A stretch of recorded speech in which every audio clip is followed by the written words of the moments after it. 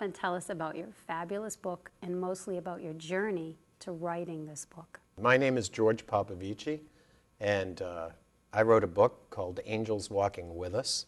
And this book is basically about my journey with advanced neurological Lyme disease and the people that I've met along the way throughout the process.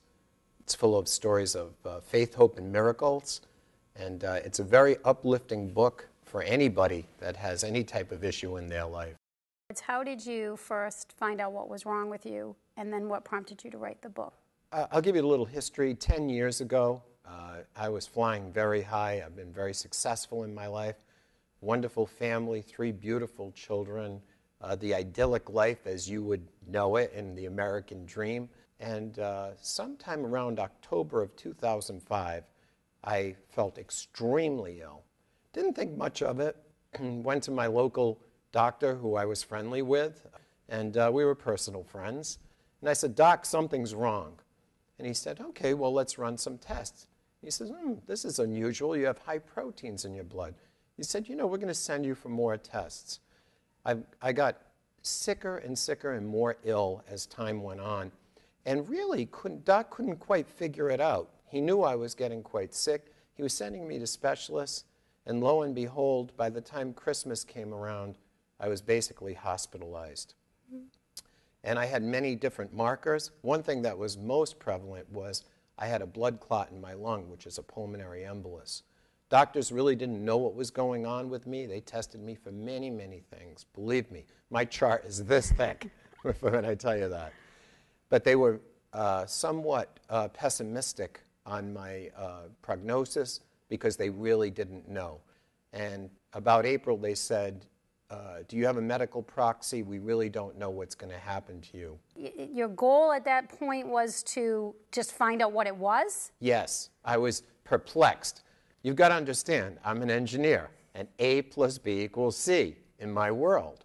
So not having any major medical condition prior to the age of 46, I couldn't possibly understand why this technological G7 nation with the amount of scientific evidence that we have in our medical facilities couldn't determine what was wrong with me. It was perplexing to me and actually making me very frustrated and very sad. So as the process continued, I decided that I had to keep forging forward to find out what the issues were inside of me, because my family depended on me. I was the dad. I was the person they looked up to. They needed me. And the fact that I couldn't have or fill that role and be in a vital capacity that way forced me to reduce myself mentally, physically. It was just a very, very sad place. And I'm sure other patients experience this as well.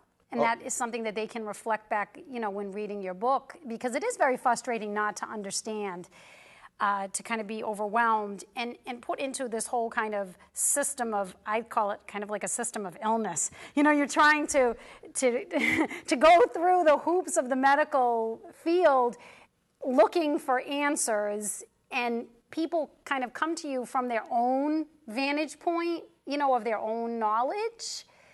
And that can be good, but I guess it can also be frustrating. It is. So many times you'd be pigeonholed. One person might think it was this, and another specialist might think it was that. And then you had these symptoms and those symptoms.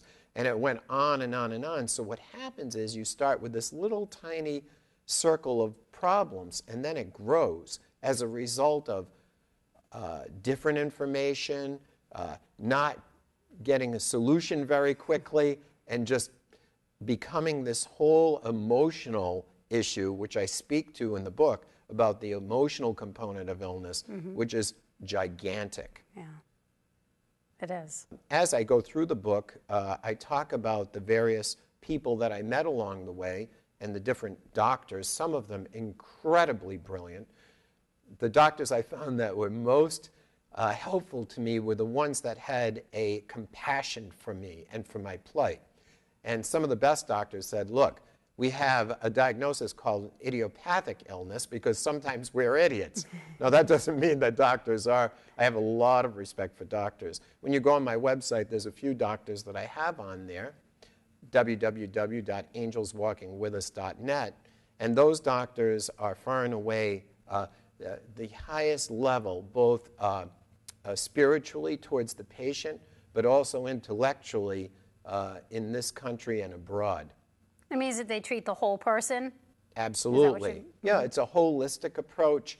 Oftentimes, what I found in my experience in the last decade of wellness is that doctors sometimes get very pigeonholed in their area, and that's what they're taught and trained to do. So I don't fault them at all, but the highest level doctors, and as an example, one that I see in Dallas, Texas, when I went over to Munich, Germany for treatment, the doctors at the hospital said, "Oh, how's Dr. So-and-so?" So they tend to know each other at the highest level, and it's impossible to me to even understand that.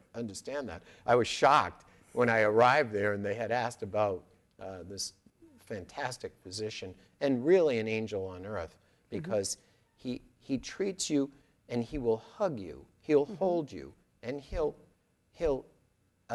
mentor you to your highest levels, as opposed to speaking in a way that may not give you hope. You were able to pull forth more hope because you were kind of getting treated as a whole person, and at that point, did you really know your diagnosis then? I found out my diagnosis 3.5 years after I became ill, so a lot of damage had been done at that point. Now, for people who have a chronic or advanced neurological Lyme disease, this is not uncommon. A healthy body is in homeostasis. It's always in balance, right? That's a Greek word. I'm Greek. So it's a Greek word. It's always in balance. When your body is out of balance because of an illness, okay, some sort of an insult to the body, the other systems of the body also go out of balance. So you have this kind of like egg shape as opposed to a round shape, right? The earth is round. Everything is in balance. So if you look at the world, you know, we have a perfect balance within the world. When you're out of balance with it, it does tend to change everything. So you have to find things that put you back in balance. You need the proper supplements, you need the proper food, and you need the proper spirit. And that's what my book focuses most on, is the spirit. Does talk a little bit about the other, but if you don't get this right, you'll never get this right. And that's what I learned through these integrative doctors, about seeing the whole patient. And some of the stories in my book about patients that did not do well as a result of them not getting this right. So you have to have the right attitude and the right belief that you will be well, or you'll never get well. And we've seen this many, many times.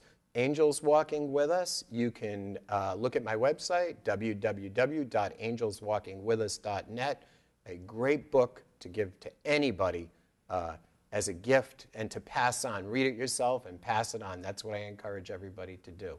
I'm Ramona, and you've been watching Ramona Interviews. Have a peaceful week.